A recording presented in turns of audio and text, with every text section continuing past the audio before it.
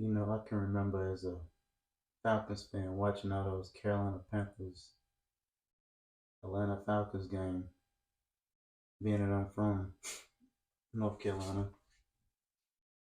I would always watch Steve Smith, and to me, he would always look like the best wide receiver in the league, but nobody would ever call him that. Probably because of his size or whatever. You had other wide receivers at the time, like Andre Johnson, Larry Fitzgerald. Can't think of any off the top of the head right now, but there was a whole lot more receivers during that time, and they were called the best wide receivers in the league. You had a in 2010, you had Antonio Brown, who some people would admit he was the best wide receiver in the league. Some people would say Julio, DeAndre Hopkins. Um, it was Odell Beckham Jr. for a little bit, but it was mainly Antonio Brown and Julio Jones. Now we're in 2020s, and you have Tyreek Hill and Justin Jefferson right now. The last year's top 100, they voted Justin Jefferson the top wide receiver in the league and Tyreek Hill the second.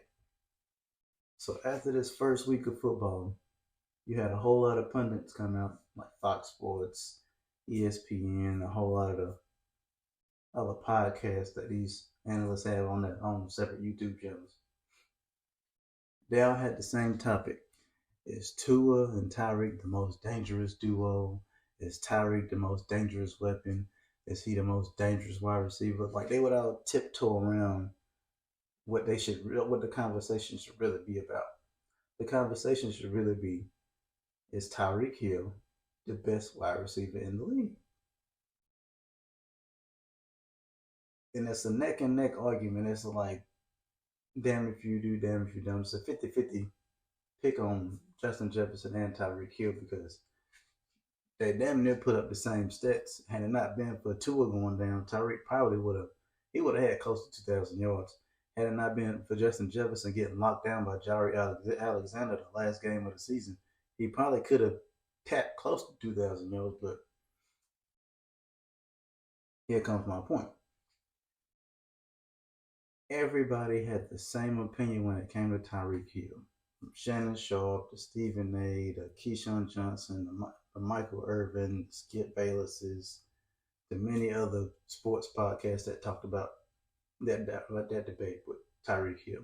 There's nothing you can really do to stop him. And Richard Sherman had a good point. He said when you play him, you have to kind of like bracket him with two people up top and one person follow him all around. So it's like triple coverage almost. And you never hear anybody talking about that with Justin Jefferson. You can usually put one corner on him and have him follow him all around the field. And it's been a couple games where he had one or two corners just shut him down completely. But when it's Tyreek Hill, you have the whole defensive side like bending its defense to try to defend Tyreek Hill. It's like you can't account for that kind of speed, that track star type speed. And he has the hands to go with it because usually you don't have those track guys with good hands or they can't run routes. But Tyreek Hill is like he's an athletic freak for a dude his size. And the yardage he gets, the touchdown capability he has from like a 5 yard slant or a 5 yard little crossing route or a drag route across the middle, he could take it 60, 80 yards, touchdown in a blink of an eye, which makes him the most dangerous and, in my opinion, the best wide receiver in the league. So that's what I think they should start calling Tyreek. The best wide receiver in the league. Not the most dangerous, not the most frustrating the game plan for. He should really be in the conversation for the best wide receiver in the league. Him and Justin Jefferson. Really, I think he should go like over Justin Jefferson. Not by a lot, by like a little hair. Not by like a lot, just a little hair. I just think he's a little bit better than, well, not a little bit better, but the same talent wise. But Tyreek has that home run capability. I think that's what gives him the edge. And you can't really just put one corner on him. I don't know, just say follow him around the field and do your best to shut him down. They usually have to devote 2 to 3 defensive players to try to stop Tyreek Hill.